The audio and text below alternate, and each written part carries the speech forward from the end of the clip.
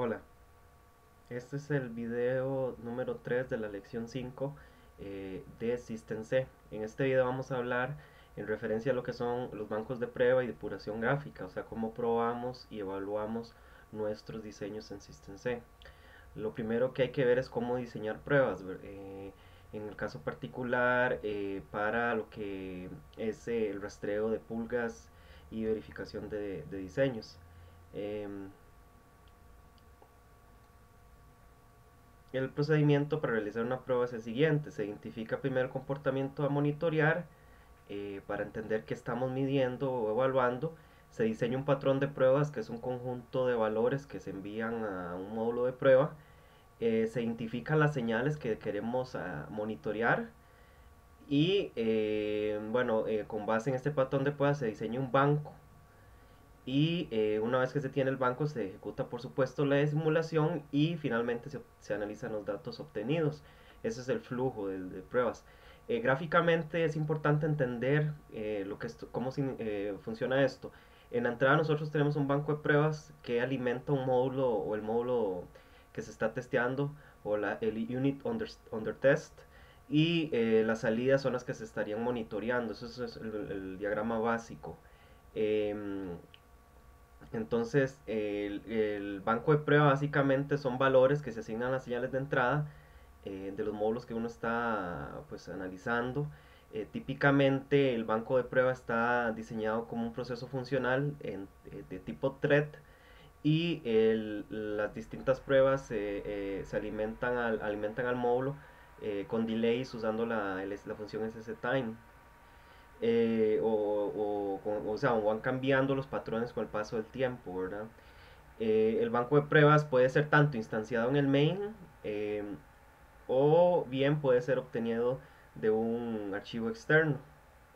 Existen dos formas de ingresarlo. Típicamente, si ustedes lo hacen directamente en la función, el problema es que tienen que reescribir el código y recompilarlo cada vez que cambian las pruebas o el banco. Si ustedes hacen un archivo externo con los datos de entrada, nada más pueden modificar el archivo de entrada y sin necesidad de recompilar el banco de pruebas. Para utilizar un archivo de entrada, obviamente es un approach o un enfoque ventajoso en el sentido de que no tienen que recompilar. Entonces tienen que manejar lo que son los archivos a nivel de C++. Se abre el archivo y una vez que es leído se alimentan variables internas que son las que van a conectarse, o en realidad son señales que van conectándose a las entradas del módulo de bajo análisis.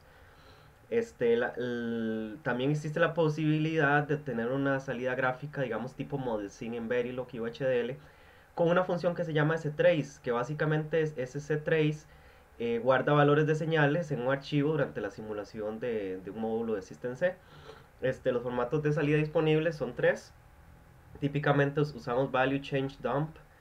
Y este es un ejemplo donde yo, por ejemplo, primero que todo se crea el archivo donde se va a guardar la información de las señales con sstrace, y después esta instrucción de aquí muestra cómo yo para una señal dada guardo en el archivo que abrí los datos de esa señal a lo largo de la simulación.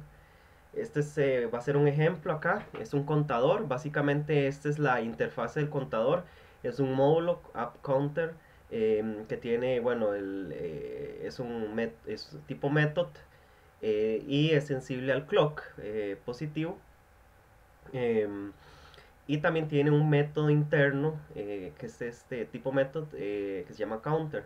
Y esta es la implementación del counter con un reset, con un load y con el incremento y la salida del contador, ¿verdad?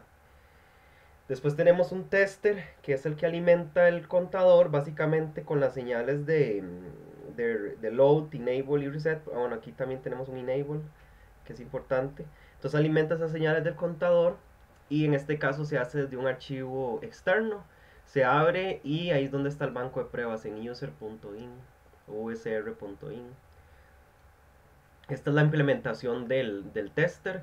Básicamente para el archivo de entrada que está definido aquí, infile y abierto en el constructor del tester, Se leen los datos de entrada, tdata, tload, tenable, reset, y esos datos se escriben a las señales data load, enable y reset. Se hace un wait y se cicla para el siguiente, para ir leyendo línea por línea el banco de pruebas. Esta parte de acá es el archivo principal donde se tiene el counter y el tester.